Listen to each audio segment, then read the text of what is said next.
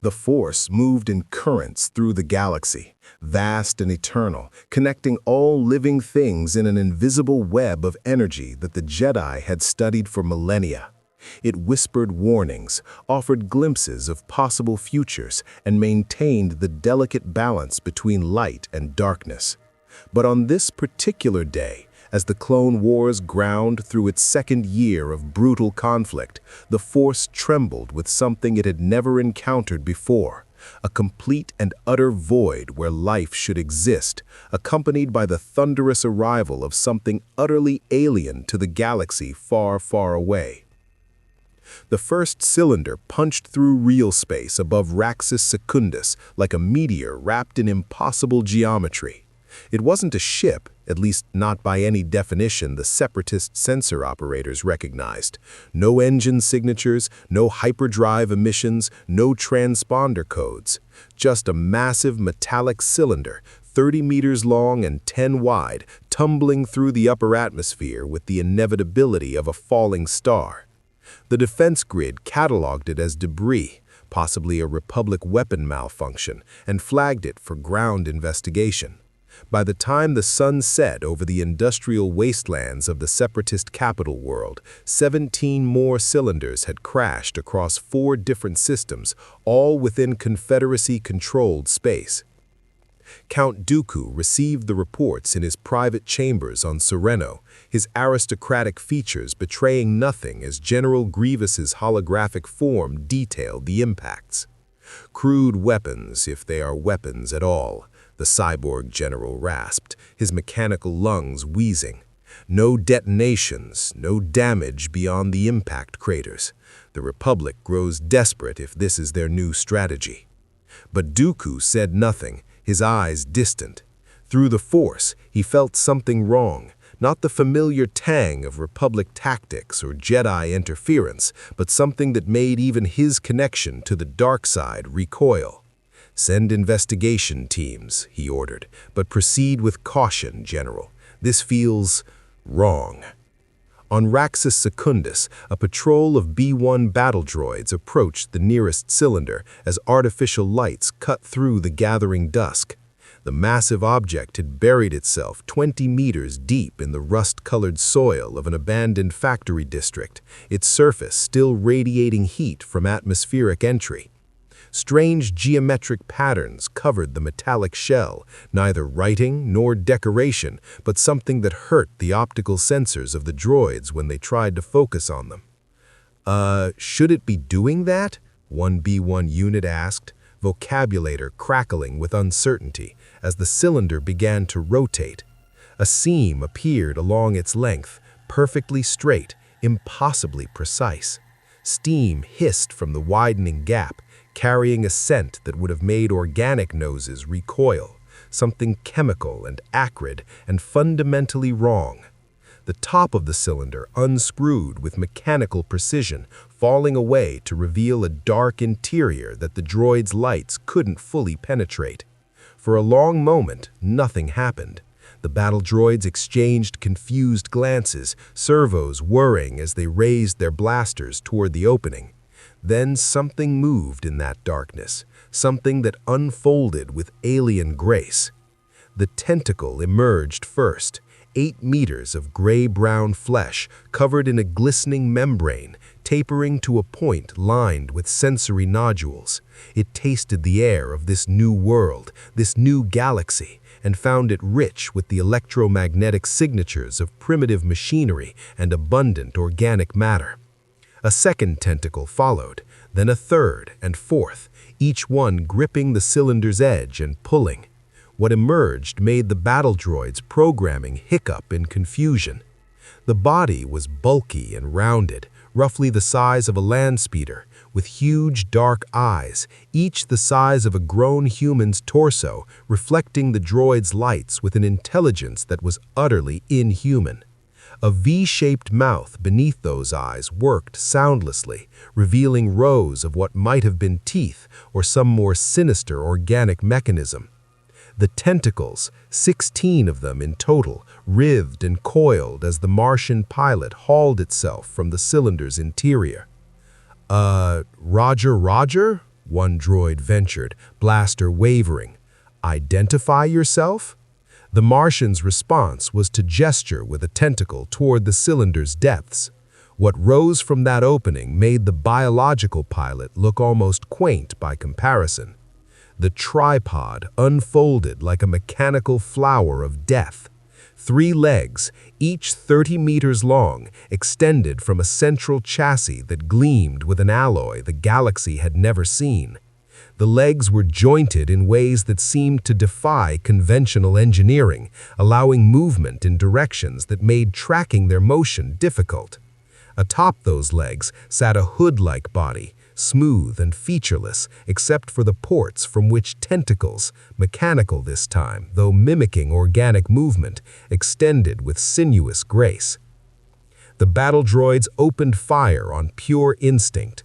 Blue plasma bolts streaked toward the rising war machine, 40 blasters firing in synchronized volleys that should have torn through even heavy armor. The bolts struck an invisible barrier 3 meters from the tripod's hull and simply vanished, absorbed into an electromagnetic shield that flickered with each impact, visible only as a faint shimmer in the air. The tripod completed its standing sequence, rising to its full 100-foot height, and for the first time, the citizens of Raxus Secundus looked up to see something that had conquered one world and now stood ready to harvest another. The mechanical tentacles extended toward the battle droids with almost curious intent, plucking them from the ground one by one. Metal screamed as the tripod crushed B-1 units like children's toys, examining the sparking remains briefly before discarding them. Then the heat ray activated. A lens extended from the tripod's hood with mechanical precision, swiveling to track the fleeing droids. When it fired, there was no dramatic bolt of energy, no coherent beam like a turbo laser. Instead, reality itself seemed to shimmer along a cone of invisible force that extended from the lens to its target. The air superheated instantly, molecules vibrating so violently they reached plasma state in microseconds. The droids caught in that cone didn't explode, they simply ceased to exist, vaporized so completely that not even their shadows remained on the ground. The heat ray swept across the abandoned factory district in a smooth arc, and everywhere it touched, matter converted to gas. Metal, stone, the few scraggly plants that had grown through the industrial ruins, all of it gone in seconds. The tripod paused, as if the Martian pilot within was savoring this first taste of galactic conquest, then began to walk. Each step covered 10 meters, those impossible legs moving with grace that belied their size. 2 more tripods emerged from nearby cylinders, their heat rays adding to the destruction. Within an hour, a square kilometer of Raxus Secundus was nothing but scorched earth and drifting ash. The Separatist authorities watched through surveillance cameras that lasted just long enough to capture the horror before they too were vaporized.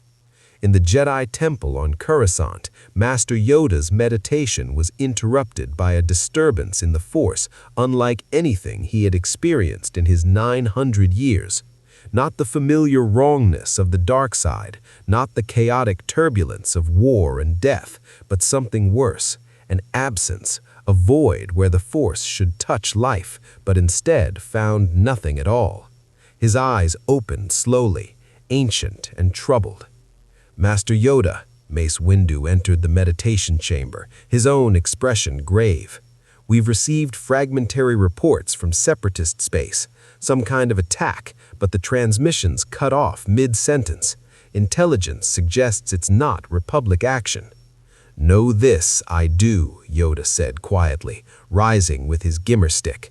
"Something new has entered the galaxy, something that exists outside the Force's embrace.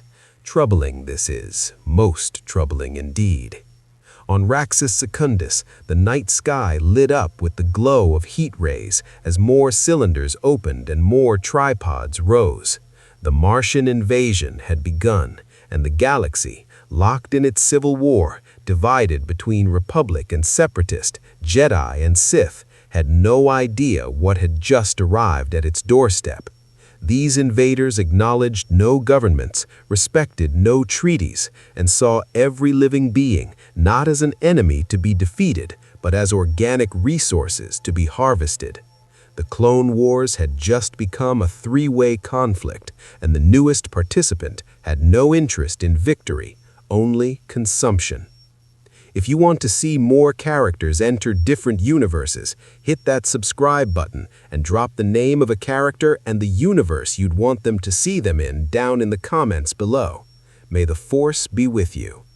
Across Separatist space, more cylinders were falling through the darkness between stars, and with each impact, more tripods awakened to begin their grim work.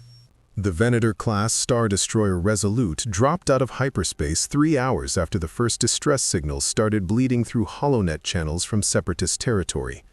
Anakin Skywalker stood on the bridge, arms crossed, watching the view screen with the particular intensity he brought to every mystery that didn't immediately reveal itself. Beside him, Obi-Wan Kenobi stroked his beard thoughtfully, while Captain Rex studied the tactical display with a clone trooper's practiced eye for trouble. "The signals are genuine?" Anakin asked, though he already knew the answer. He'd felt it through the Force, that wrongness Yoda had sensed, like a blind spot in his awareness where something should exist but simply didn't. "Authenticated on multiple Separatist channels," Admiral Yularen confirmed from the command station. "Panic transmissions from Raxus Secundus, Metalorn, and Ord Cestus. They're reporting some kind of weapons deployment, unknown origin. Then the signals just stop." "A Separatist trick," Rex suggested, though his tone indicated he didn't believe it. "Draw us into their territory? Spring an ambush?" Obi-Wan shook his head slowly. "I don't think so. The Force is disturbed, Rex.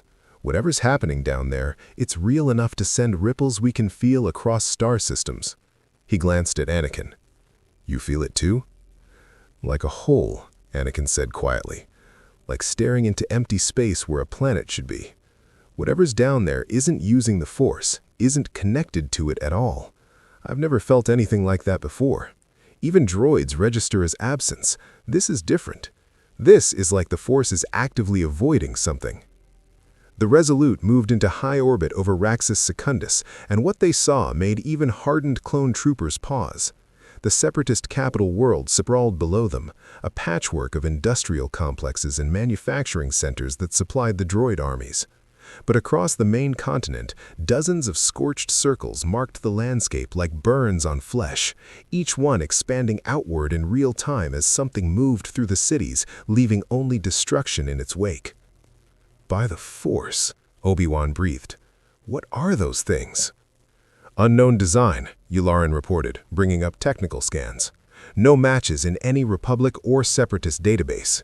The energy signature from those weapons is unlike anything we've cataloged. It's not plasma, not particle beams, some kind of directed thermal radiation that exceeds anything our technology can produce. And those shields," he paused, highlighting the shimmering barriers around each tripod. "They're absorbing our scanner beams. We can barely get readings through them." Anakin watched one of the tripods pause over a crashed Separatist transport. Its tentacles extended almost delicately, pulling screaming organics from the wreckage and lifting them toward the hood where the Martian pilot resided. Through the Force, Anakin felt the terror of those beings, felt their life signatures wink out one by one as the tripod processed them for purposes he couldn't begin to guess. His jaw tightened. "They're not capturing them. They're harvesting them, like farmers gathering crops."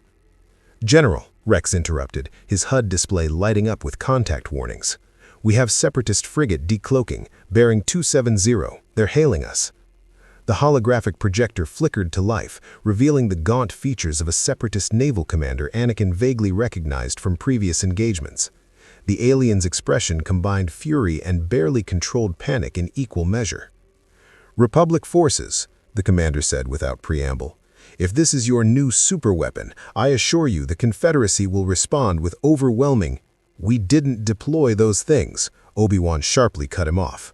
"Look at your own sensor data. Those war machines aren't Republic technology. We're as mystified as you are." The Separatist commander's eyes narrowed with suspicion, but beneath it, Anakin could sense his fear through the Force. Then whose? Those cylinders appeared in our space, in multiple systems simultaneously. 17 initial impacts, now 43 and counting. Whatever is inside them is destroying everything. Our facilities, our forces, civilian populations. The heat weapons alone have killed thousands in the past 4 hours. Before Obi-Wan could respond, another voice crackled through the comm channel. Count Dooku's cultured tones carrying an edge Anakin rarely heard from the Sith Lord. General Kenobi, Skywalker, this is an unprecedented communication, but circumstances demand it. The Confederacy has lost contact with 3 worlds in the past 6 hours. Our military assets are being systematically destroyed by these machines. They respond to no hails, acknowledge no authority, and their pilots. He paused, and Anakin felt genuine disturbance ripple through the dark side. Exist outside the Force entirely. I cannot sense them at all. We cannot either, Obi-Wan admitted. Count, as much as I distrust this conversation, I suspect we need to understand what we're facing before we can determine how to fight it. Agreed. Count Dooku's hologram appeared beside the Separatist commander, his bearded face grave. I am transmitting coordinates to a neutral station in the Tithe system. Send a small delegation. You have my word they will not be harmed. We need to share intelligence before these invaders consume our mutual destruction. The channel closed before Anakin could object. He turned to Obi-Wan, ready to argue against walking into an obvious trap, but his former master was already pulling up the tactical display with the transmitted coordinates. I know what you're thinking, Obi-Wan said. And yes, it could be a trap. But Dooku's fear was genuine. I felt it through the Force. Whatever these machines are, they've accomplished what the Republic and Separatists never could. They've made us both realize there are worse threats than each other. Or it's exactly what Dooku wants us to think, Anakin countered. But even as he spoke, another distress signal flared on the display, this time from Ord Cestus, where Republic supply lines ran through contested space. The automated message was brief and terrifying. Massive war machines, unknown origin, heat rays cutting through clone positions like they weren't there. Then, static. Rex looked up from his tactical display, expression hidden behind his helmet, but voice tight with controlled alarm. General, that was the 212th Attack Battalion's forward base. 3 companies of our brothers were stationed there. Now they're just gone. Anakin felt the deaths through the Force. Hundreds of clones, their identical Force signatures winking out like candles in a storm. Not the chaos of battle where death came from blasters and explosives, but something clinical and absolute, life converted to void in microseconds. His hands clenched into fists. Set course for the Tithe system, he ordered. If Dooku wants to talk, we'll talk, but we're also going to figure out what those things are and how to stop them. He looked back at the view screen, where the tripods continued their methodical destruction of Raxus Secundus. Because right now, they're killing Republic and Separatist forces equally. Whatever they are, whoever sent them, they don't care about our war. The Resolute broke orbit, leaving the burning world behind as more cylinders streaked through the upper atmosphere like falling stars of doom. In the ship's medical bay, Kix was already treating the first survivors they'd managed to extract from Ord Cestus. Clone troopers with severe radiation burns and psychological trauma that even battlefield veterans shouldn't possess. They didn't fight like droids, one trooper mumbled through back-to-treated lips, his eyes distant with shock. They didn't fight like anything. They just processed, like we were raw materials to be collected. The heat rays didn't even slow down when they hit us, just swept across our positions and everyone in the beam just evaporated. Armor, flesh, bone, didn't matter. All gone in a second. Anakin listened from the doorway. His connection to the Force provided context the troopers' words couldn't fully convey. He'd felt the tripod's attacks through the deaths they caused, efficient, emotionless, pursuing some alien logic that had nothing to do with conquest or ideology. These invaders weren't here to rule or to liberate. They were here to harvest, and every living being in the galaxy was potential raw material. The Tithe system appeared through the viewport 3 hours later, a neutral station orbiting a dead moon where smugglers and information brokers typically conducted business beyond Republic or Separatist law. But today, a Separatist diplomatic shuttle already docked at the main hub, and General Grievous's unmistakable silhouette was visible through the station's transporestial viewports. "This should be interesting," Obi-Wan said dryly. "I don't think Grievous and I have ever been in the same room without trying to kill each other." "There's a first time for everything," Anakin replied, though his hand rested on his own weapon. "But if this is a trap, then we spring it together," Obi-Wan finished. "Come along, Anakin. Let's go have a civil conversation with our mortal enemies about the new threat that's trying to kill us all." They took a small shuttle across to the station, accompanied by Rex and a squad of clone troopers who looked distinctly uncomfortable with the idea of not shooting Separatists on sight. The docking ring pressurized with a hiss, and the airlock opened to reveal a sparse conference room where Count Dooku waited, with Grievous looming behind him, 4 lightsabers hanging from his belt like trophies. For a long moment, Jedi and Sith simply stared at each other across the room. Then Dooku gestured to chairs arranged around a holographic projector. "Gentlemen, I believe we have more pressing concerns than our usual hostilities. Please sit. We have much to discuss and very little time before those machines spread beyond our ability to contain them." Anakin sat slowly, never taking his eyes off Grievous, while Obi-Wan activated the projector. A 3-dimensional map of the affected systems appeared, each one marked with spreading red zones where tripod activity had been confirmed. Already, the contamination covered 12 worlds and was expanding exponentially as more cylinders continued to arrive through whatever method they used to traverse the galaxy. 43 confirmed landing sites 4 hours ago, 117 now. Whatever is sending these cylinders has unlimited production capacity, or they've been planning this invasion for longer than we can imagine, and they're not slowing down. On the holoprojector, another star system flickered red as fresh reports came through. The Martian invasion was accelerating, and both Republic and Separatist forces were dying equally under the heat rays of an enemy that didn't acknowledge their existence beyond seeing them as resources to harvest. The Clone Wars had just become infinitely more complicated, and for the first time since the conflict began, Jedi and Sith sat at the same table not as enemies, but as fellow victims of something that transcended their ancient rivalry.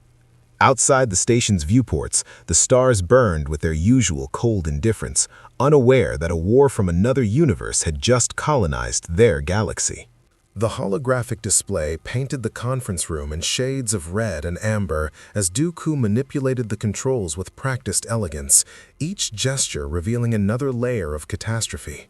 12 star systems now showed complete communication blackout, 27 more reported active tripod incursions, and the pattern of cylinder arrivals suggested something that made even Anakin's aggressive tactical mind recoil. This wasn't a conventional invasion with supply lines and staging areas. This was infestation. "They don't need reinforcements," General Grievous rasped, his mechanical voice grinding through the station's recycled air. "Each cylinder contains multiple war machines. They deploy, they destroy, they collect." The last word came with unusual hesitation, as if the cyborg general struggled to categorize what the tripods were actually doing with the organic matter they harvested. Obi-Wan leaned forward, studying footage from a Separatist reconnaissance droid that had survived long enough to transmit detailed scans. The tripod and the recording moved through the ruins of a manufacturing complex on Metalorn, its tentacles systematically sorting through debris, discarding metal and machinery, but carefully gathering any biological remains into collection vessels that emerged from hatches in the tripod's hood. The Martian pilot was briefly visible through a transparent section of the control pod, a mass of gray-brown flesh and far too many tentacles operating controls that seemed to grow organically from the machine itself. "They're not even eating them," Obi-Wan said, horror creeping into his usually composed voice. "They're processing them, breaking down organic matter into component materials. This isn't warfare, this is industrial harvesting." "The heat rays serve dual purpose," Dooku added, highlighting technical readouts that Separatist scientists had compiled before their research station fell silent. Primary function is obvious, complete destruction of targets, but secondary analysis shows the thermal radiation breaks molecular bonds in a specific pattern. They're not just vaporizing matter, they're reducing complex organic compounds into simpler chemical components that their tentacle collectors can then gather. Efficient, horrifyingly so. Anakin felt his stomach turn. He'd seen atrocities in 2 years of Clone Wars, civilian massacres, orbital bombardments, entire populations enslaved or slaughtered. But those had been acts of war, driven by ideology or strategy or simple cruelty. What the tripods did transcended all that. They reduced sentient beings to raw materials with the emotional investment of a factory processing ore. "We've tried engaging them," Rex reported, pulling up clone trooper combat footage on his datapad. "The 501st hit a tripod formation on Ord Cestus with everything we had: ATTEs, LAAT gunships, concentrated artillery fire. Their shields absorbed it all. We switched to sustained barrage tactics, trying to overload the defensive systems. Didn't matter. The shields seemed to have unlimited capacity, or they regenerate faster than we can damage them." "Our droid armies fare no better," Grievous admitted, and Anakin could hear the frustration beneath the mechanical monotone. "The tripods don't differentiate between organics and droids. They destroy both with equal efficiency, though they only collect the biological matter.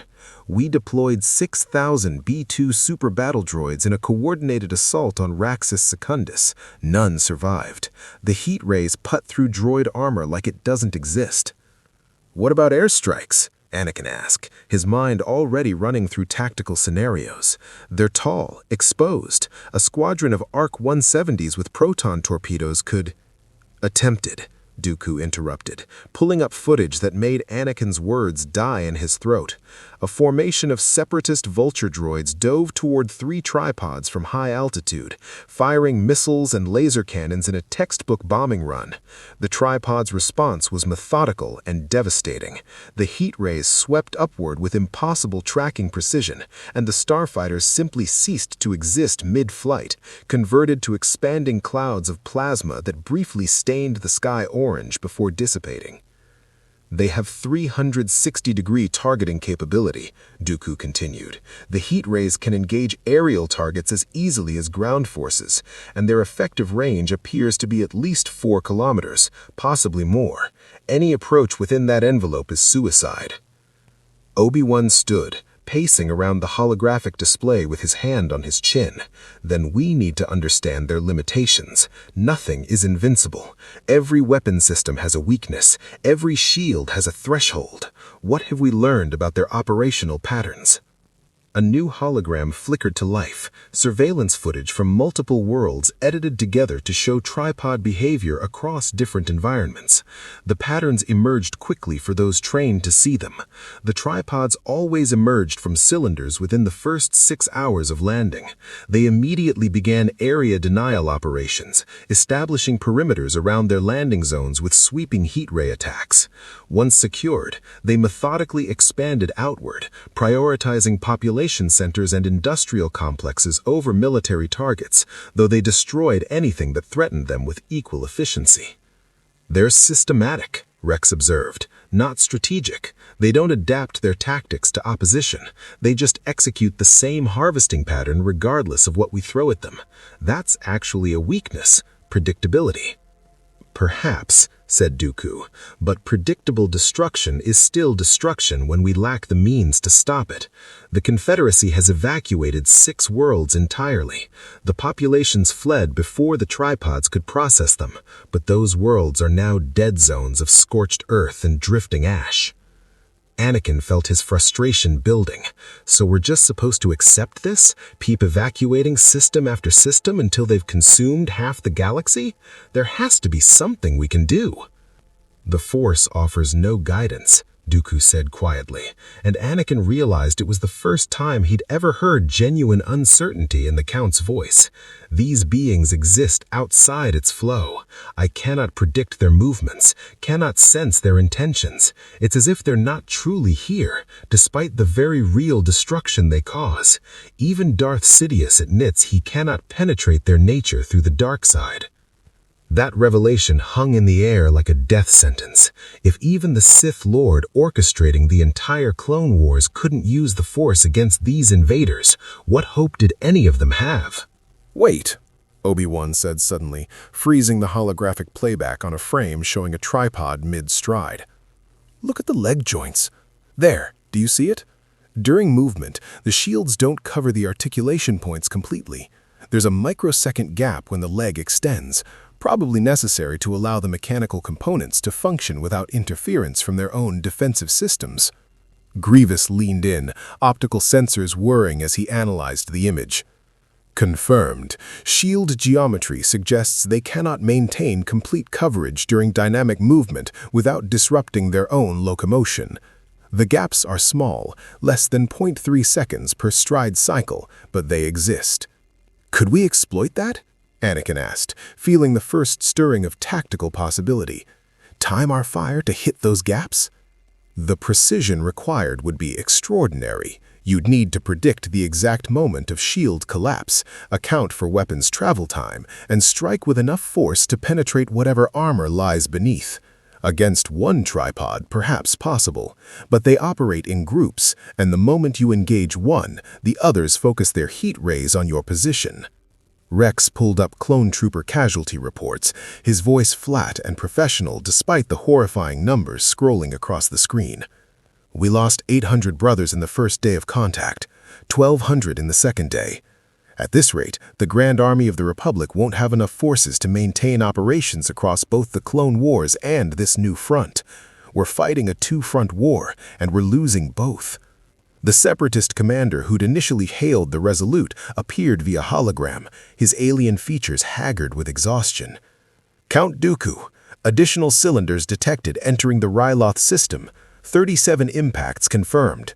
The Twi'lek population is in panic. They're fleeing into the underground caverns, but the tripods are beginning excavation operations. They're digging them out. Anakin slammed his fist on the table, making the holographic projector flicker. We can't just sit here analyzing while they slaughter entire populations. We need to act now. Agreed, Dooku said, surprising everyone in the room. Which is why I propose something unprecedented.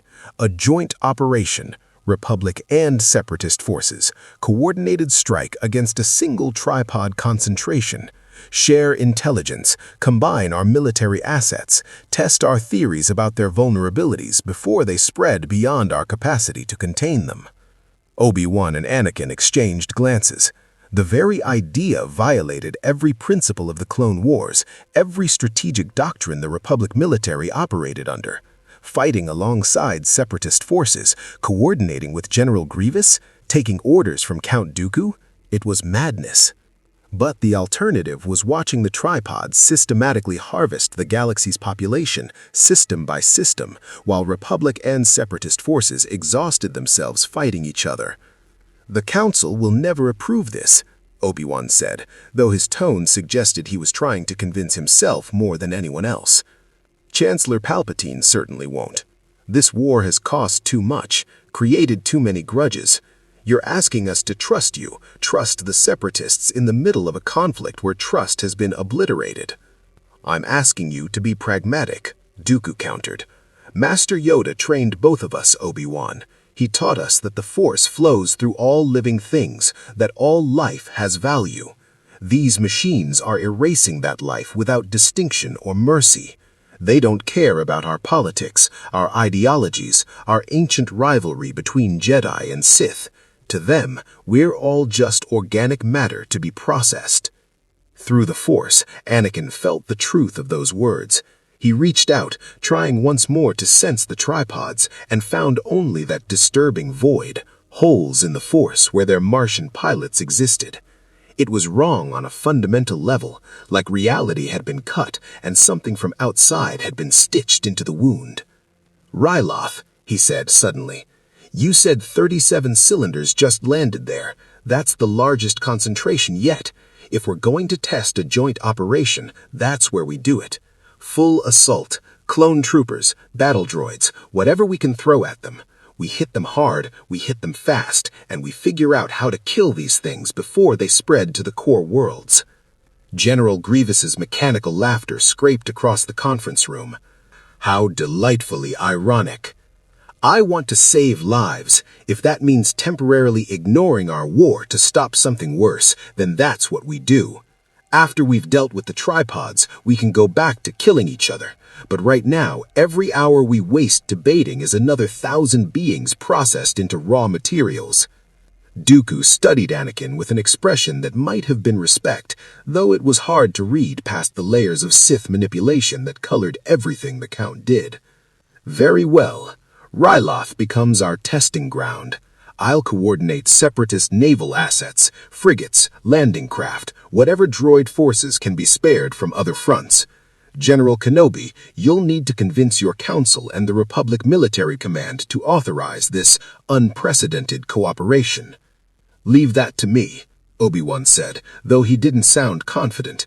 "Though I suspect Yona will be more amenable than most. He felt the disturbance in the Force before any of us. He knows this threat transcends our current conflict." The conference broke up with arrangements for rendezvous coordinates and encrypted communication channels that both sides could access without compromising their respective security. As Anakin and Obi-Wan returned to their shuttle, Rex walked beside them with the controlled tension of a soldier who just agreed to fight alongside his enemies. "Sir," the clone captain said quietly, "the men aren't going to like this. We've lost too many brothers to Separatist weapons, asking them to trust droids at their backs." "I know," Anakin said, "but ask them this. Would they rather die fighting droids they understand, or be vaporized by machines that don't even acknowledge their existence? These tripods don't take prisoners, Rex. They don't negotiate. They just harvest. At least the Separatists are beings we can reason with, even if we hate each other." The Resolute appeared through the viewport as their shuttle cleared the station, and beyond it the stars burned with false tranquility. Somewhere out there, dozens of cylinders were falling through the void, carrying their mechanical horrors towards unsuspecting worlds, and somewhere even further out, in whatever impossible space they'd originated from, more cylinders were being loaded and launched into the galaxy that would become their feeding ground. On Ryloth, the Twi'lek population huddled in underground caverns as the ground above them shook with the rhythmic footsteps of approaching tripods. The heat rays had already reduced half the capital city to ash, and the methodical harvesting had begun. Tentacles sorted through the ruins, collecting biological matter with the efficiency of factory equipment designed for a single, terrible purpose. But this time, the galaxy wouldn't just flee. This time, Republic and Separatist forces were coming together, not in peace, not in friendship, but in the shared desperation of prey animals realizing they had to cooperate or be consumed.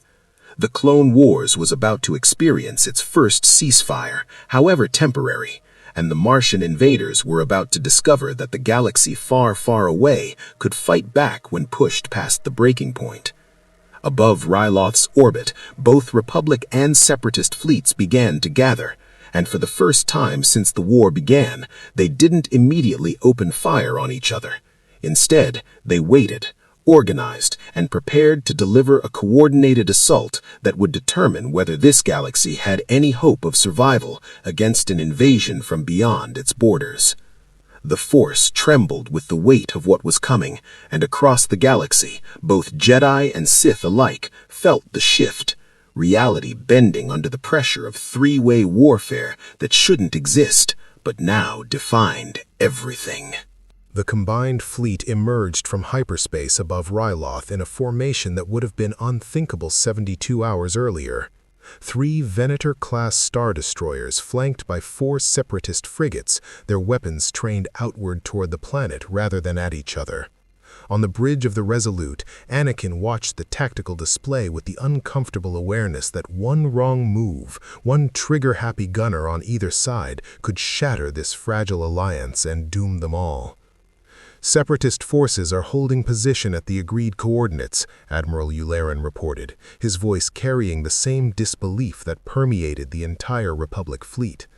General Grievous is aboard the lead frigate. He's requesting direct tactical coordination.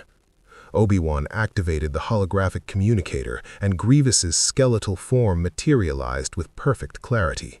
The cyborg general's optical sensors burned with their usual hatred, but beneath it, Anakin sensed something he'd never associated with the Separatist commander: pragmatic caution. Even Grievous understood what the alternative to cooperation meant. Republic forces, Grievous rasped without preamble. Scans show 42 active tripods across Ryloth's northern continent. They've established a perimeter around the primary landing zone and are conducting systematic harvesting operations through the capital city of Lesu. Estimated civilian casualties. He paused, and even through mechanical vocal systems, the number clearly disturbed him. Approaching 200,000 in 18 hours. The holographic display shifted to show orbital surveillance footage, and what appeared made Anakin's hands clench on the railing. Lesu had been a beautiful city, its architecture carved into natural rock formations and connected by elegant bridges that spanned deep canyons. Now it was a nightmare of scorched stone and drifting ash. The tripods moved through the ruins in coordinated groups of 3 or 4, their heat rays sweeping systematically through every structure, while tentacles collected the biological residue left behind. But worse than the destruction was what the tripods did with their harvest. Mobile processing units had been deployed from some of the cylinders, squat, tank-like machines covered in pipes and chemical vats. The tentacle collectors deposited organic matter into these processors, which broke it down through methods that Republic medical scanners could barely analyze.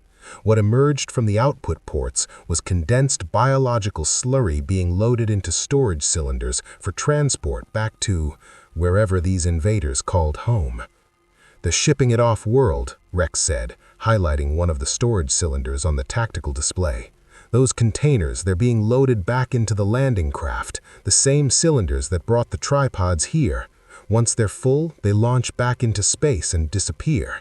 We've tracked 3 so far. They don't use hyperspace, they just accelerate beyond our sensor's tracking range and vanish."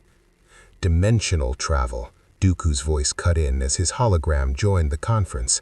The Count stood aboard his personal ship, hands clasped behind his back in that aristocratic pose that somehow made even mass slaughter seem like a philosophical problem to be elegantly solved. "Our scientists theorize these beings aren't from this galaxy at all. They're bridging from another reality, another universe entirely. Each cylinder is a one-way transport carrying both invasion force and the means to send their harvest home." "The shipping it off-world," Anakin said, feeling cold understanding crystallize in his mind. "This isn't an invasion, it's a raid. They're not trying to conquer Ryloth or any other world. They're extracting resources and leaving. The tripods are just collection tools." "Precisely," Dooku confirmed, "which means they have no stake in holding territory. They'll harvest until nothing remains, then move to the next world.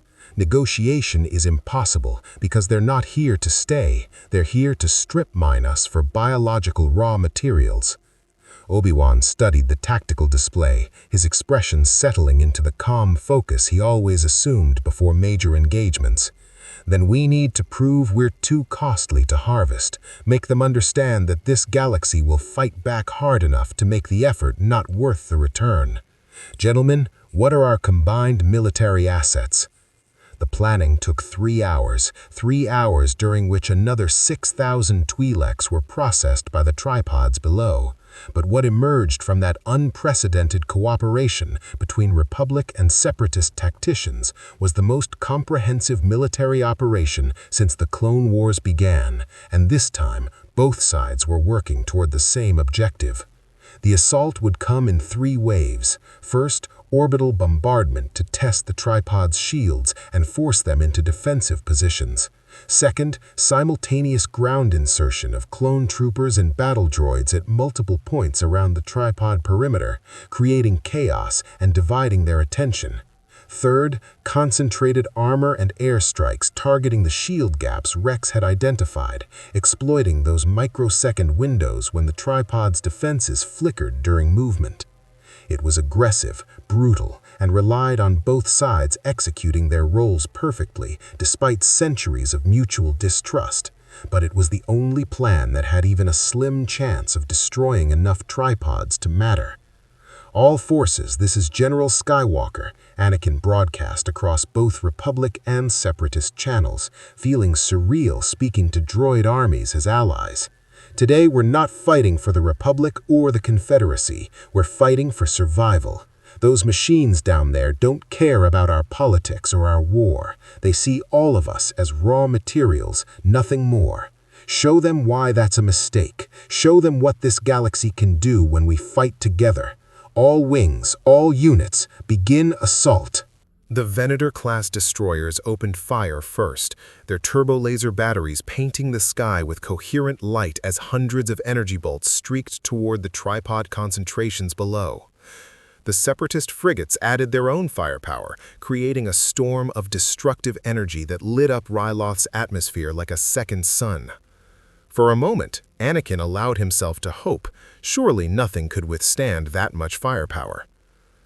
The tripod's shields flared to visible brightness as the orbital bombardment struck, electromagnetic barriers absorbing terajoules of energy without apparent strain. The heat rays swiveled upward in response, tracking back along the energy signatures to their sources in orbit. What happened next made even veteran spacers on both fleets recoil in shock. The heat rays fired skyward with enough focused thermal radiation to ionize Ryloth's upper atmosphere, creating columns of superheated plasma that expanded from surface to orbit. Two Republic V-19 Torrent starfighters on patrol too close to the planet were caught in those columns and simply ceased to exist, their shields meaningless against heat that turned steel to vapor in microseconds. "All fighters pull back to high orbit," Anakin ordered, watching the tactical display recalculate the heat ray's effective range. 4 kilometers ground to ground. Apparently much more when firing straight up through atmosphere with no terrain obstacles. "They can hit us from the surface. Maintain bombardment but stay outside 40,000 kilometers." The orbital strike continued, adjusted for the new threat parameters, but it was clear the shields were holding. Whatever power source the tripods used, it had enough capacity to absorb sustained fire from capital ship weapons without degrading. Time for Wave 2. LAAT gunships and Separatist landing craft descended through the bombardment, weaving between turbo-laser bolts and tripod heat ray responses. The first gunship took a glancing hit from thermal radiation and spiraled out of control, its port side glowing white-hot before atmospheric friction tore it apart. But the rest made it through, deploying their cargo across 12 designated landing zones surrounding the tripod perimeter. Clone troopers hit the ground running, DC-15 blasters already firing as they established defensive positions behind rubble from the destroyed city. 100 meters away, battle droids deployed from Separatist craft, their vocabulators crackling with the same nervous energy that permeated the clone ranks. For a surreal moment, Republic and Separatist forces stared at each other across scarred terrain, fingers on triggers, centuries of military doctrine screaming at them to open fire. "Hold your fire," Rex's voice boomed across the comms cams. "They're not the enemy today." "Maintain objective focus," a Separatist tactical droid echoed the command through droid channels. "Primary targets are the tripod formations. All other contacts are designated non-hostile until mission completion." The tripods noticed the ground forces instantly. 3 of the massive war machines turned from their harvesting operations and began striding toward the nearest insertion point, where Captain Rex led 2 companies of the 501st. Their heat rays swept forward, and clones who'd survived hundreds of firefights against Separatist forces simply evaporated in the thermal cones, armor and flesh converting to gas before they could even scream. "Spread out, they can't hit all of us at once," Rex ordered, diving behind a collapsed wall as the heat ray scorched past his position. Sustained fire on the leg joints. Wait for the shield gaps. Blaster fire converged on the lead tripod's articulation points from dozens of angles, blue plasma bolts hammering against electromagnetic shields that flickered with each impact. The tripod continued its advance, tentacles extending toward fallen clones to collect their remains, when suddenly the shield at its right forward leg joint collapsed for a fraction of a second during mid-stride. 20 DC-15 blasters fired in perfect synchronization, their bolts converging on that momentary gap. Plasma struck the alloy beneath the shield, scorching but not penetrating. The tripod's stride didn't even falter. "Armor's too thick," a clone reported. "We need heavier weapons." "Then they get heavier weapons," Anakin said from the command deck of the Resolute, already coordinating with ground commanders. "All ATTE units advance to firing positions. Target the shield gaps with mass driver cannons. If blasters won't penetrate, we hit them with solid projectiles." 6 all-terrain tactical enforcers rumbled across the ruined cityscape, their 6 legs navigating debris fields while their main cannons tracked the moving tripods. Beside them, Separatist AAT tanks added their own firepower, creating the bizarre sight of Republic and Confederacy armor advancing in formation against a common enemy. The tripods responded predictably, heat rays focusing on the armor concentration. 2 ATTEs took direct hits and exploded, their crews vaporized before they could evacuate. But the survivors reached firing positions and opened up with their mass driver cannons, hurling solid projectiles at hypersonic velocities toward the tripod leg joints. The first volley hit shields and was absorbed. The second volley hit during a shield gap, and this time the solid projectiles didn't vaporize like plasma bolts. They struck the tripod's leg joint with kinetic force that even the alien alloy couldn't completely dissipate. Metal screamed, hydraulics ruptured, and the tripod's stride became uneven as internal damage accumulated. "It's working," Obi-Wan called from his position leading another ground team. "All units with kinetic weapons, concentrate fire on damaged targets." The wounded tripod attempted to compensate, its other 2 legs working harder to maintain balance. But damaged machinery moved differently, and the shield gaps during its compromised stride cycle lasted longer, nearly half a second instead of microseconds. Clone snipers with projectile rifles seized the opportunity, drilling solid slugs through the gaps into already damaged components. With a groan of tortured metal, the tripod's damaged leg collapsed completely. The massive war machine tilted, tried to catch itself on its remaining legs, and crashed into a ruined building with the thunder of falling mountains. Its heat ray fired wildly during the fall, carving random destruction across the battlefield, before the tripod finally struck the ground and lay still. For 3 heartbeats, both Republic and Separatist forces simply stared at the fallen war machine. Then someone, no one would ever confirm whether it was a clone trooper or a battle droid, let out a whoop of triumph that echoed across the comms. They'd done it! They'd killed one of the invincible machines! But the celebration died as the remaining 41 tripods turned their full attention towards the combined forces, and the real battle began.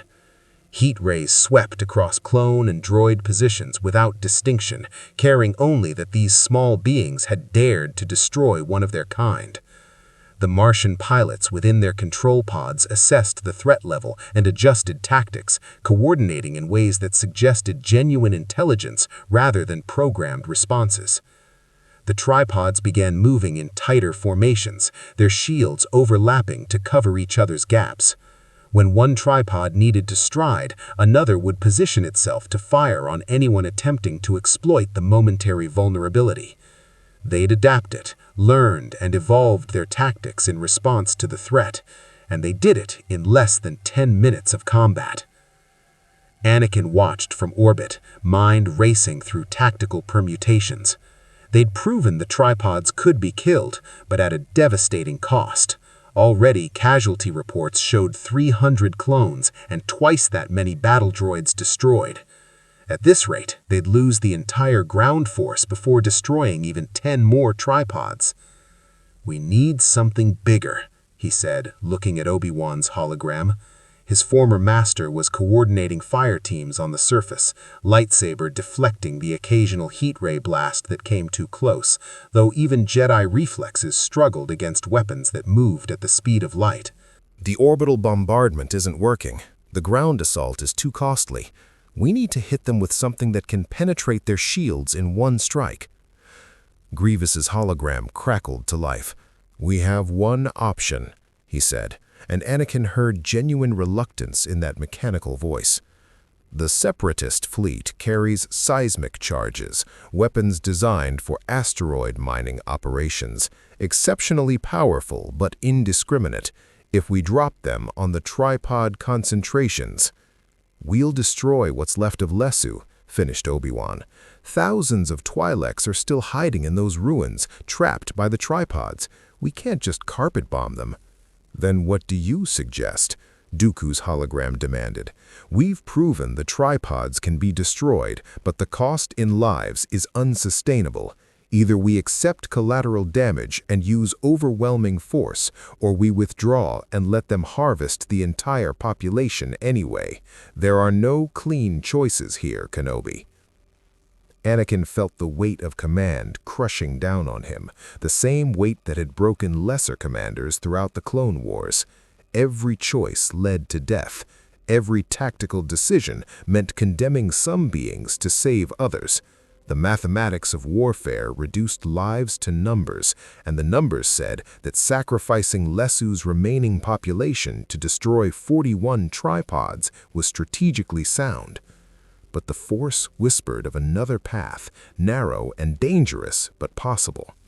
Through his connection to the living energy that bound the galaxy together, Anakin sensed the void spaces where the Martian pilots existed, and more importantly, sensed the faint Force signatures of Twi'lek civilians still alive in underground shelters beneath the city. "We evacuate first," he said. "Grievous, how many landing craft can you spare? We get every civilian we can out of Lesu. Then we drop your seismic charges on the tripod concentration. 2 hours maximum. If we can't evacuate them in 2 hours, we go ahead with the bombardment anyway." It was still a death sentence for anyone they couldn't reach in time, but it was better than nothing.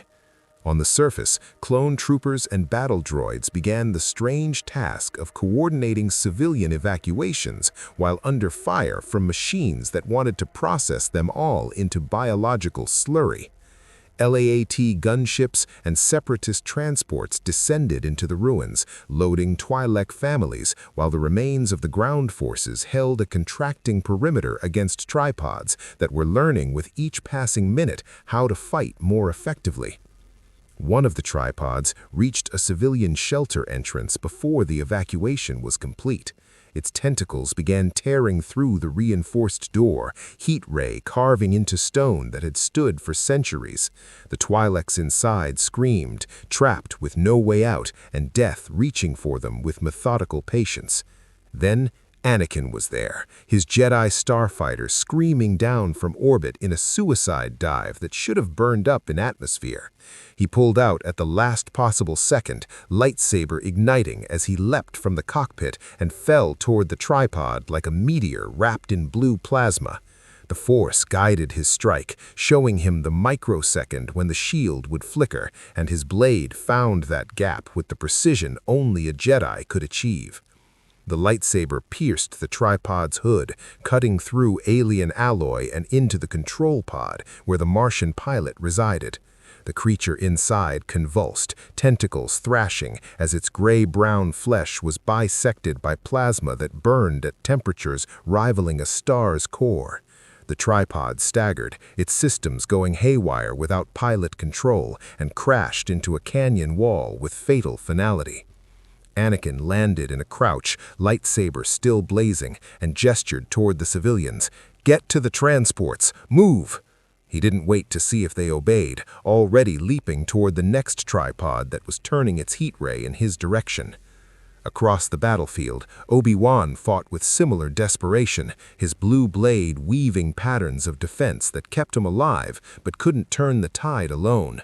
Even the Jedi were learning the horrible truth. The Force could help them survive the tripods, could guide their strikes to vulnerable points, but it couldn't overcome the sheer difference in scale. 2 Jedi against 40 tripods was mathematics that even the Chosen One couldn't bend in their favor. The 2-hour deadline approached with agonizing slowness, each minute measured in lives lost and evacuations completed.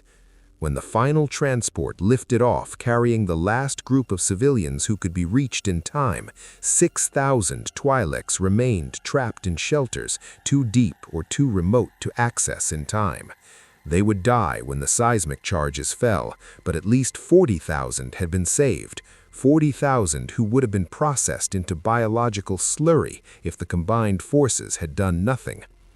All Republic and Separatist ground forces immediate extraction, Anakin ordered, his voice raw with exhaustion and suppressed grief. Grievous, deploy your seismic charges, maximum dispersal pattern across the tripod concentration zones. The last gunships and landing craft ascended through atmosphere heavy with ash and ionized particles, carrying clone troopers and battle droids who'd fought beside each other against impossible odds. Below them, the tripods continued their harvesting operations, unaware or uncaring that their doom descended from orbit in the form of cylindrical charges that looked almost identical to the cylinders that brought them to this galaxy. The seismic charges struck the surface and detonated with force that redefined the landscape.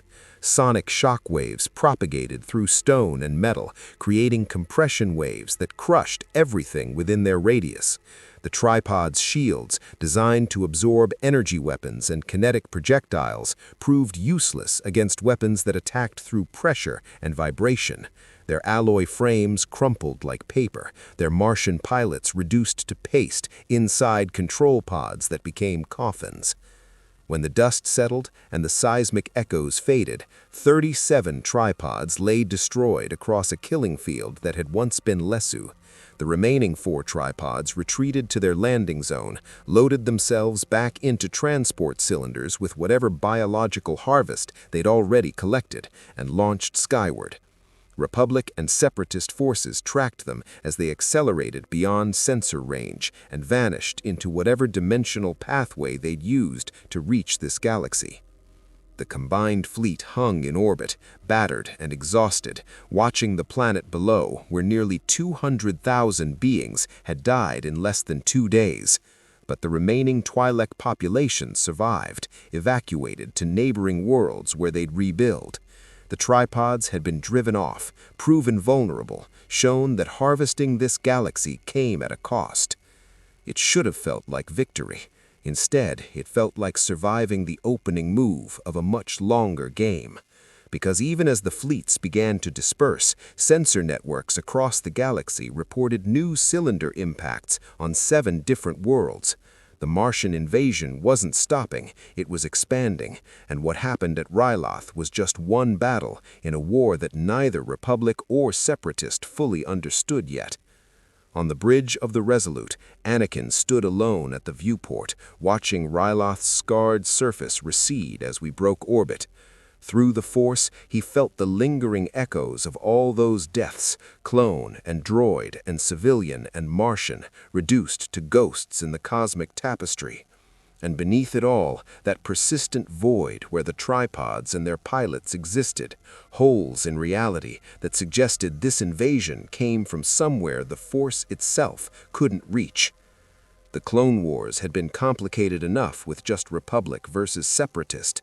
Now they were fighting on 2 fronts against an enemy that didn't negotiate, didn't retreat permanently, and saw every living being in the galaxy as nothing more than raw material to be harvested and shipped home to whatever nightmare universe had spawned them.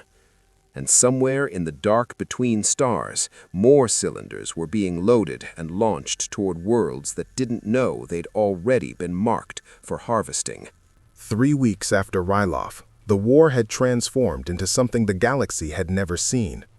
The HoloNet carried footage that cycled endlessly through news channels, clone troopers and battle droids coordinating fire patterns, Jedi Knights fighting beside Separatist generals, Republic Star Destroyers providing cover for Confederacy transports. The Senate was in chaos, with half the representatives demanding Chancellor Palpatine explain why Republic forces cooperated with their sworn enemies, while the other half simply demanded their worlds receive protection before the tripods arrived. In the Jedi Temple on Coruscant, the Council convened an emergency session for the 43rd time since the cylinders first appeared. Master Yoda sat in his customary position, ancient eyes closed in meditation, while around him the other masters debated strategies that grew more desperate with each passing day. Through the Force, the diminutive Jedi Grand Master felt the spreading void, now present on 64 worlds, each one a hole in the cosmic tapestry where the Martian harvesters operated outside the Force's embrace. "The coordinated strikes are working," Mace Windu reported, pulling up holographic data from the latest engagement on Christophsis. Combined Republic Separatist forces destroyed 18 tripods with acceptable casualties. But acceptable means we lost 400 clones and nearly 2,000 battle droids. At this attrition rate, both militaries will be depleted within 6 months.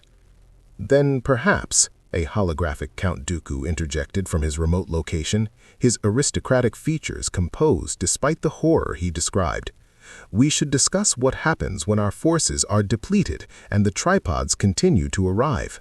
I've had my scientists analyzing the pattern of cylinder impacts. They're not random. The Martians are targeting population centers and industrial complexes with increasing precision. They're learning our galaxy's geography, identifying the most resource-rich harvesting zones. Obi-Wan Kenobi, physically present in the council chamber, still wearing field gear from the latest operation, leaned forward with exhaustion evident in every line of his body. We've destroyed perhaps 200 tripods across all engagements, but sensor networks report over 400 new cylinder impacts in the past week alone. We're not keeping pace. For every tripod we destroy, 2 more arrive. Then we are losing, Mace said bluntly, slowly but inevitably. Unless we find a way to stop the cylinders from arriving in the first place, we're fighting a war of attrition we cannot win. Through the Force, Yoda felt the truth of those words settle like a weight upon the council. But beneath the despair, he sensed something else, a thread of possibility, thin as gossamer, but present nonetheless. His eyes opened slowly, focusing on the holographic star chart that showed the distribution of tripod landings across known space. "A pattern there is," he said softly, his gimmer stick tapping the floor for emphasis. "Not in where they land, but in how. From beyond our galaxy these invaders come, from a place the Force touches not. But to reach us, through our reality they must pass. A bridge they have created, a pathway between their universe and ours." Anakin Skywalker, standing beside Obi-Wan with arms crossed and frustration radiating through his Force presence, straightened suddenly. The cylinders themselves, they're not just transport, they're the bridge. Each one punches through from their reality into ours.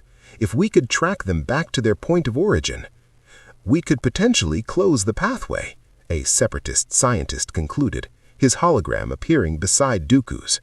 Or at least understand the mechanism well enough to disrupt it. But tracking dimensional rifts requires technology we don't possess. The cylinders appear and disappear beyond our sensor range. Whatever method they use to traverse between universes, it's not hyperspace. It's something our science barely has theoretical frameworks to understand. In the Senate building, Chancellor Palpatine addressed the assembled representatives with the measured tones of a leader navigating unprecedented crisis. But in the private chambers of his private mind, Darth Sidious raged with frustration that transcended his public persona. The Martian invasion was disrupting everything: his carefully orchestrated clone wars, his manipulation of both Republic and Separatist leadership, his plans to turn Anakin Skywalker to the dark side through accumulated trauma and moral compromise. The tripods cared nothing for Sith machinations. They harvested Jedi and Sith with equal efficiency, processed Force-sensitive beings into biological slurry alongside common civilians. Even Sidious, with all his dark side power and centuries of Sith knowledge, could not sense the Martian pilots through the Force. They were blind spots in his vision, unpredictable elements in a grand design that required control of every variable. "We must consider," Chancellor Palpatine said to the Senate, his voice carrying manufactured concern that masked genuine calculation, "that this threat may require solutions beyond conventional warfare. The Jedi have fought admirably alongside our clone forces, and I acknowledge that even our Separatist enemies have shown restraint in this time of shared crisis. But we need more than temporary truces. We need a weapon that can end this invasion permanently."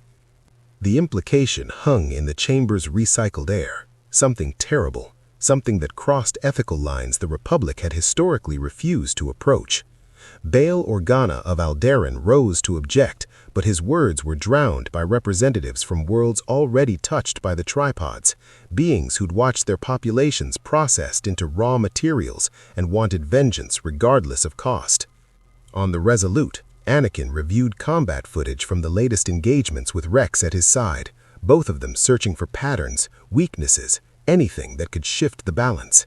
The tripods were adapting faster than Republic tacticians could develop counters.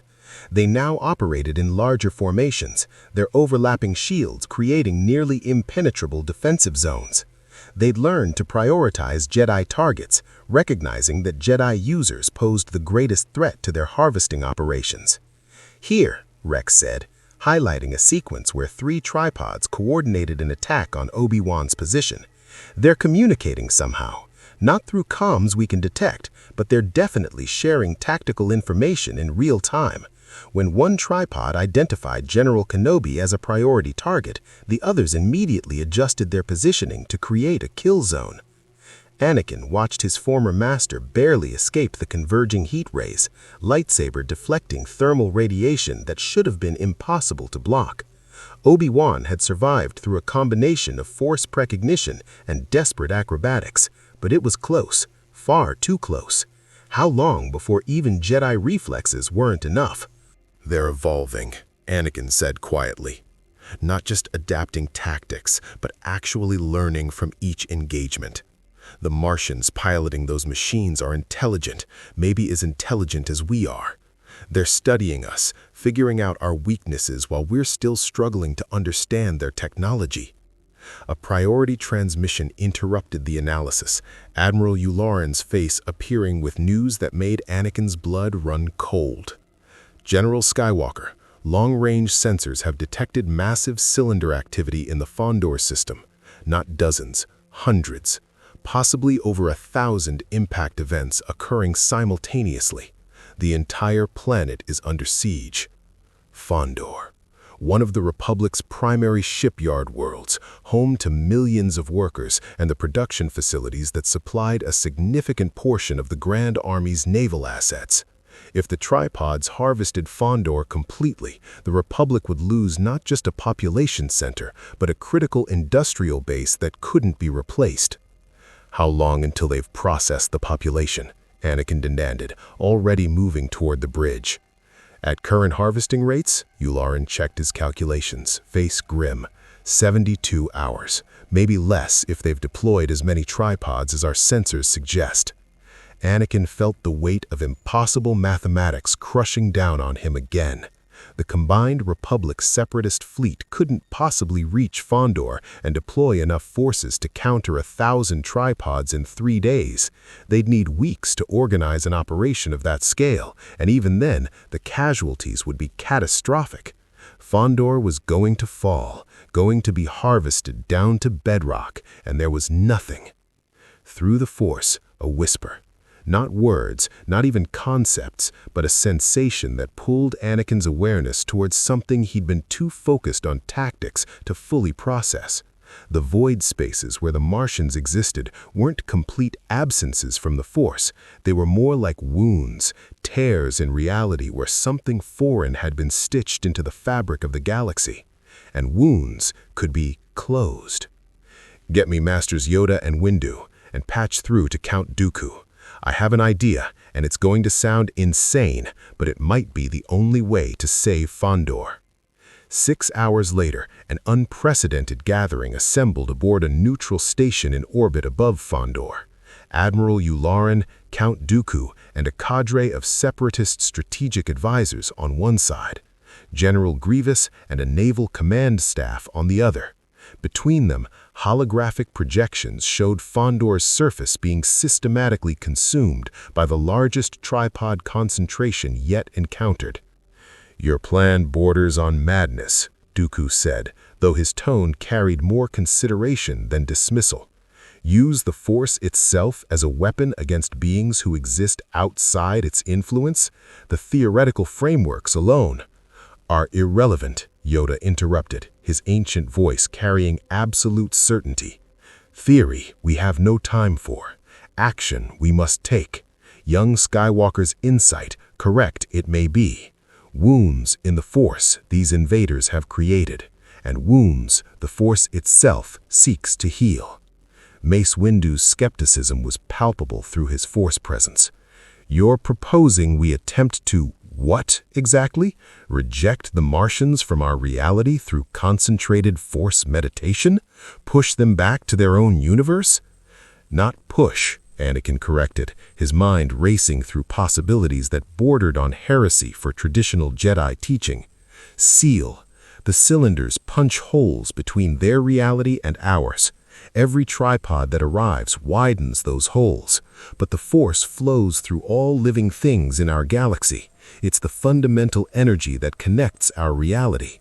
If we could gather enough Force users, Jedi and Sith, working together and focus our combined power on those wounds, we could theoretically close the dimensional bridges," a Separatist scientist concluded, hologram flickering with excitement despite the horror of their situation.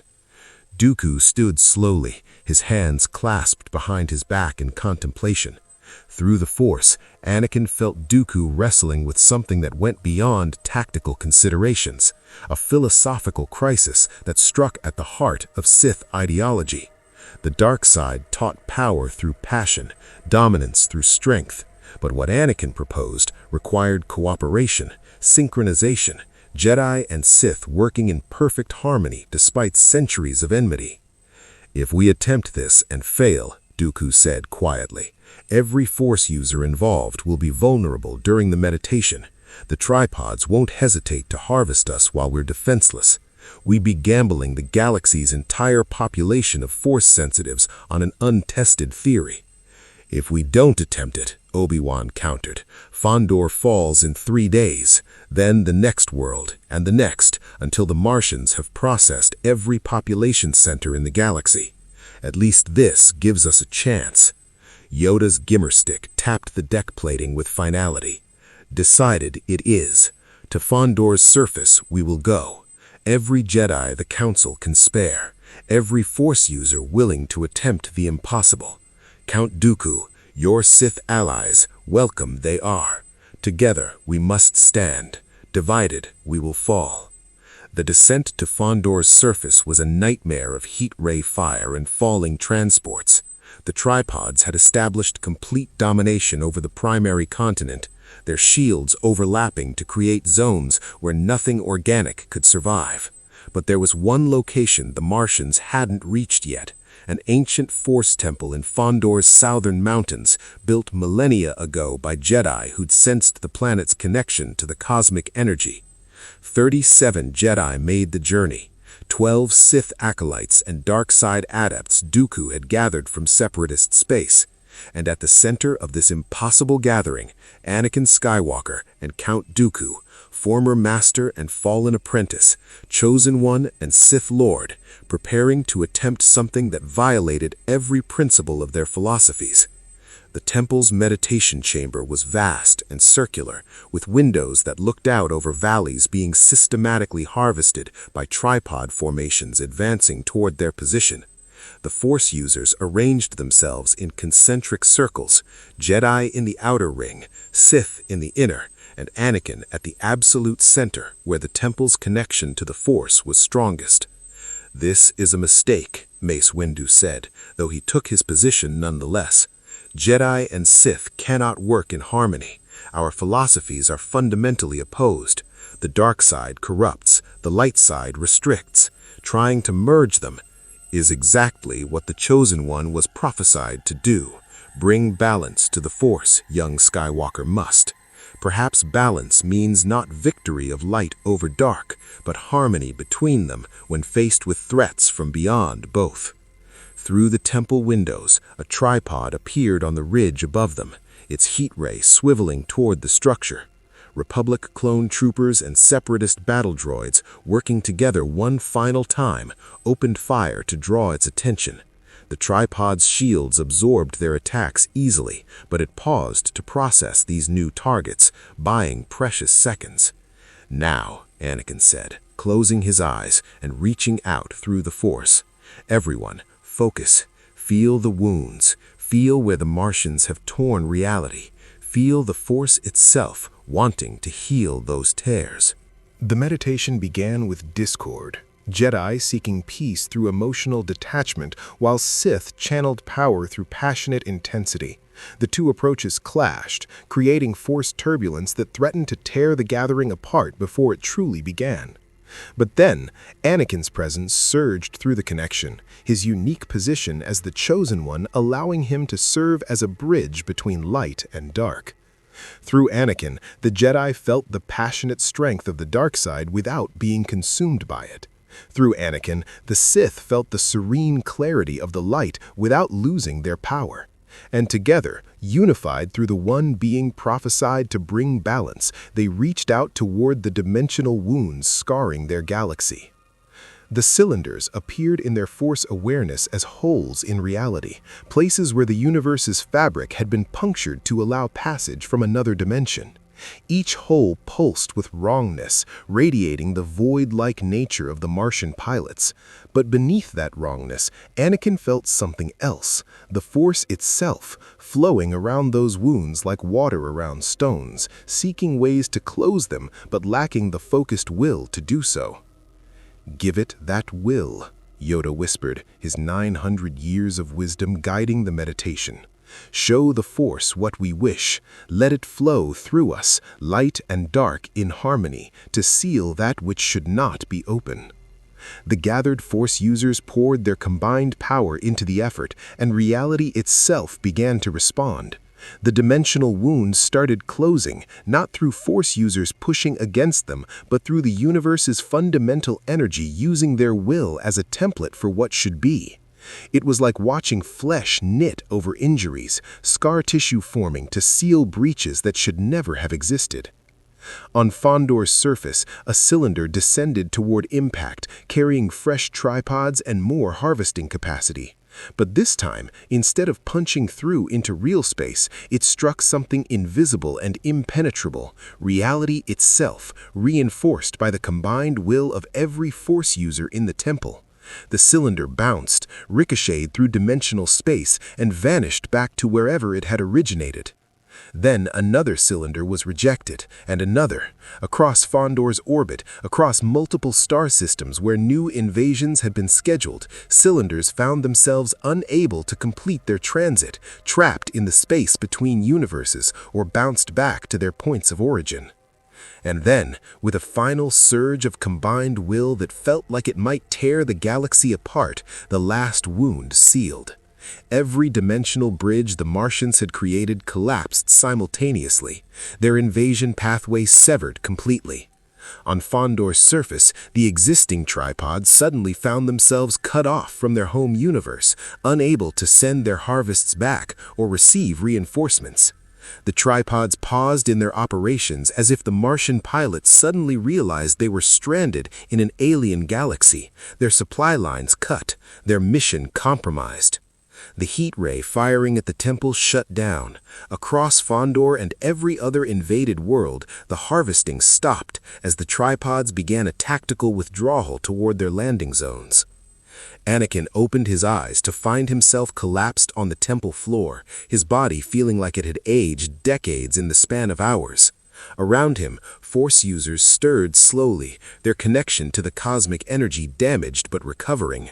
And through the temple windows, he watched the tripods loading themselves back into their cylinders and launching skyward, not to transit home, but to escape into deep space where they might survive until they could figure out how to reopen the dimensional bridges. Did we stop them? Anakin asked, his voice raw. Stopped the invasion, you have, Yoda confirmed, though the ancient Jedi Master looked more exhausted than Anakin had ever seen him. The cylinders, no longer can they reach our galaxy, but the tripods already here, stranded they are. Dangerous still, but cut off from reinforcement. A problem we can handle, this is. Count Dooku stood slowly, his aristocratic composure restored, despite the blood staining his robes from the meditation strain.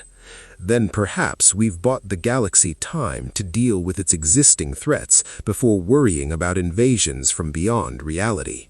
Though I suspect this temporary alliance has reached its natural conclusion. He was right. Already Anakin could feel the old tensions reasserting themselves. The Separatists and Republic had cooperated out of desperate necessity, but the fundamental issues driving the Clone Wars remained unresolved. They'd stopped the Martian invasion together, but the galaxy was still divided, still locked in civil war, still heading toward whatever dark future Palpatine and the Sith had orchestrated. But for just a moment, they'd proven something important, that light and dark, Republic and Separatist, Jedi and Sith could work together when faced with threats that transcended their petty conflicts. The memory of that cooperation would linger, a seed planted that might someday grow into something better than endless war. Outside the temple, the last tripod disappeared over the horizon, retreating from a galaxy that had finally united enough to reject its invasion. The Force flowed through the temple, through the exhausted Force users, through the clone troopers and battle droids who'd fought side by side, carrying whispers of what might be possible if beings could set aside their differences and face their common challenges together. The Martian invasion was over. The cylinders would not fall again, but the tripods already present in the galaxy remained a threat that would require hunting down and destroying one by one. And the Clone Wars, temporarily paused, waited to resume with all its original fury. Anakin looked out at Fondor's scarred landscape and wondered whether the galaxy had learned anything from this nightmare, or whether beings would simply return to killing each other the moment the immediate crisis passed. The Force offered no answers, only possibilities, and the choice of which possibility to pursue remained with those who lived within its embrace. The sharp, cinematic, confident tone. The tripod hunt took another 6 months. Scattered across dozens of worlds, the stranded Martian war machines continued their harvesting operations despite being cut off from home. But without reinforcements, without the ability to replace losses, they were vulnerable in ways they'd never been during the initial invasion. Republic and Separatist forces, sometimes coordinating, more often operating independently, tracked down and destroyed the remaining tripods one by one, using the tactics developed at Ryloth and perfected through painful experience. The last confirmed tripod fell on a nameless moon in the Outer Rim, its Martian pilot finally accepting that this galaxy would not be harvested without costs its species couldn't sustain. When Republic engineers finally cracked open the control pod, they found the alien pilot had died not from their weapons, but from biological incompatibility. The galaxy's bacteria and viruses, so different from its native environment, had finally overwhelmed even Martian physiology. In the end, Wells's vision proved prophetic. The invaders fell to the humblest things that the Force had put upon this universe. Anakin Skywalker stood at the viewport of the Resolute, watching construction crews begin rebuilding Fondor's orbital infrastructure.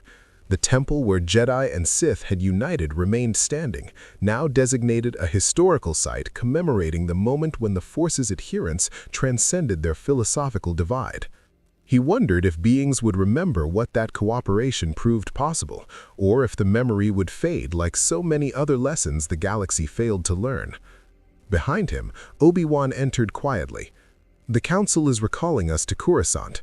Chancellor Palpatine wants to discuss resuming full-scale operations against the Separatists now that the tripod threat has been eliminated." "Of course he does," Anakin said bitterly. "Can't let a little thing like beings learning to work together interfere with his war." "The issues that started the Clone Wars haven't been resolved," Obi-Wan reminded him gently. The Separatists still want independence, the Republic still claims authority over them, and neither side is willing to compromise. We stopped the Martians together, but we're still the same beings with the same fundamental disagreements.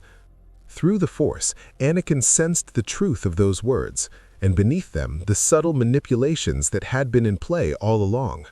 Palpatine's hidden agenda, whatever it truly was, hadn't changed. The war would continue until it reached whatever conclusion the Sith Lord had orchestrated, and Anakin would be swept along in that current unless he found the strength to choose a different path. But for now, for this moment, he allowed himself to feel the victory. The cylinders had stopped falling, the dimensional wounds had healed. The galaxy had faced something from beyond its borders and survived through cooperation that should have been impossible. That meant something, even if he couldn't yet articulate what. Somewhere in the space between universes, Martian survivors contemplated their failed invasion and calculated whether the resources of that distant galaxy were worth the cost of trying again. They'd lost thousands of tripods, hundreds of pilots, and gained only a fraction of the biological harvest they'd planned to extract. The mathematics suggested this galaxy was defended by forces their species couldn't overcome, not through military might alone, but through something their purely rational minds struggled to comprehend.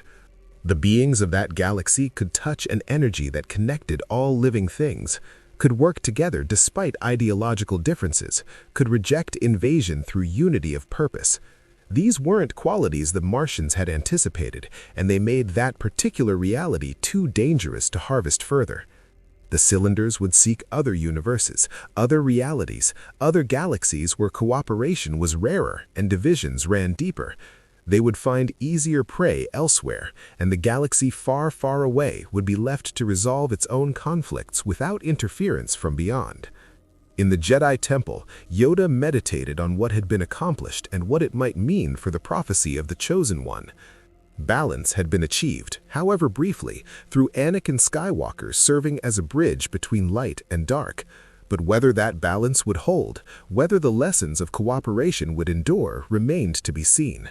The Force showed possibilities, not certainties, and the future remained unwritten. The Clone Wars resumed with the inevitability of gravity, but something had changed in subtle ways that would ripple forward through time. Clone troopers had fought beside battle droids and learned they weren't so different. Jedi had meditated alongside Sith and discovered that cooperation didn't require abandoning their principles. And the galaxy had seen proof that united action against common threats was possible, even between sworn enemies. Whether that would be enough to change the trajectory of what was coming, Order 66, the fall of the Republic, the rise of the Empire, remained uncertain. But the memory of the Tripod War lived on, a legend of the time when the galaxy faced invasion from another reality and survived through unprecedented unity. And legends, like the Force itself, had a way of shaping events in unexpected ways. The stars burned on, indifferent to the struggles of beings who lived beneath them, but the beings themselves had learned something important, even if they didn't yet understand its full significance. The galaxy far, far away was defended not just by military might or force powers, but by the possibility, however slim, that its inhabitants could set aside their differences when faced with threats that transcended their local conflicts. The Martian tripods were gone, their invasion repelled, their dimensional bridges sealed. But the question remained, would the galaxy remember what had been proven possible, or would it fall back into the familiar patterns of war and division that seemed to define its nature? Only time would tell. And in a galaxy where time itself was measured in the rise and fall of empires, where legends became myths and myths became forgotten whispers, perhaps that was the most important lesson of all, that every generation had to choose whether to cooperate or conflict, to build bridges or burn them, to face their common challenges together or tear themselves apart while threats from beyond their borders waited for moments of weakness. The Force would be with them, always. But what they did with that gift remained their choice to make.